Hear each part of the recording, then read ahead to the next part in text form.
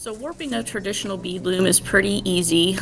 You're going to start off, you're going to have several pieces. You're going to have a bolt and a washer that you're going to put on one side. You're going to run that through your dowel rod, and then you're going to put another washer and bolt onto the other end. Just screw that on, your wing bolt there. And then to set it up, you want to make sure that you are placing the washers on the outside of the loom so that it will tighten properly. And then you're just going to snug that up a little bit, and then you will repeat the same thing on the other side, making sure again that your washers are on the outside of the loom and your dowel rod is on the inside. And you just slide that down into the little spaces on either side. And snug it up. Okay, the next thing that I need to do is actually cut a couple pieces of tape. So here I'm just going to tear this in half, and actually I'll end up tearing this in half again a little further along. But if you want, you can go ahead and cut yourself 4 pieces instead of just 2. I'm just going to set them here, keep them handy. All right, as far as my string goes, you want to use a bead string that is thin enough that you can pass it back and forth through your beads several times. I'm going to go with about 2 foot here, just so I have plenty on either end to braid. I can always cut it shorter. And then I'm just going to fold that over at the 2 foot mark and just do that back and forth until I have 6 strands, because I'm going to do, my pattern is 5 beads wide. So I need 1 more string than what I have beads. So I'm just going to go ahead and keep doing until I have got 6 pieces of string 2 foot long. And then I'm just going to cut and tie the end pretty close to the end, just with an overhand knot like that.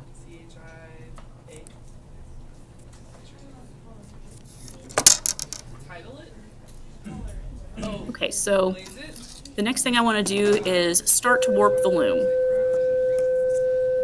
And I'm going to go ahead and cut the opposite end so that I can make sure I keep all of my strands nice and straight. Okay, so I'm going to split my strands in half, preferably like 3 on each side. If you get 4 or 2, it's not that big a deal. But what I'm going to do is just wrap it around that little nail head and tape it down. So this is where I should have torn that a little earlier, but that's fine. I'm just going to tape down the knot so that those extra strands don't really get in my way, and it kind of helps hold everything in place, just like that. And then I need to lay my strings out so that I have 1 string in each section of the spiraled wire. Some of these bead looms, and I'll put this white paper under here so you can see a little better, but some of these may even have like a bolt across it. Same concept. You just need to make sure your strings are separated evenly with just 1 in each space. And I find it works best if I just hold on with my left hand and place the strands in the respective spaces, and just keep transferring to my left hand, but use my right hand to do the placement. And then once I have them all placed, I'm going to take that other piece of tape and I'm going to tape across the top of it, just to make sure that nobody can escape from the little spaces. And I draw that across, and then I want to kind of pull, make sure the tension is even, make sure everybody is in the right spots, and then I'm going to go ahead and tape the other side. And it would have been better if I would have torn this ahead of time, but here I am. I'm just going to stick that down because I want to hold those in the proper spaces. Then I'm going to pull everything evenly and make another knot at the other end.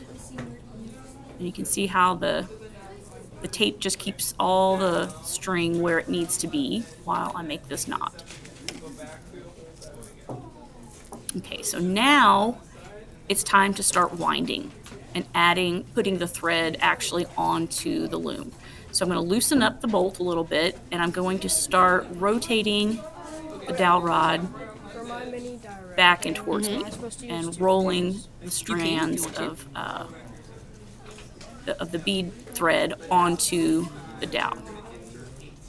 I'm just going to keep going until I get almost to the other, almost all of it off of the other side. And you can see in my example here, I've got it caught on one of the legs of the bead loom. So I'm just gonna pull that loose carefully from the other side.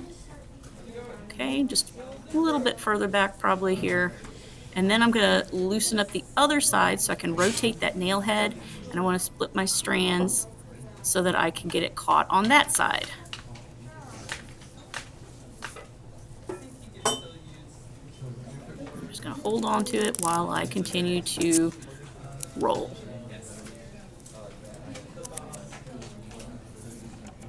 Okay, once I've got that there, I need to go ahead and tighten my dowels again.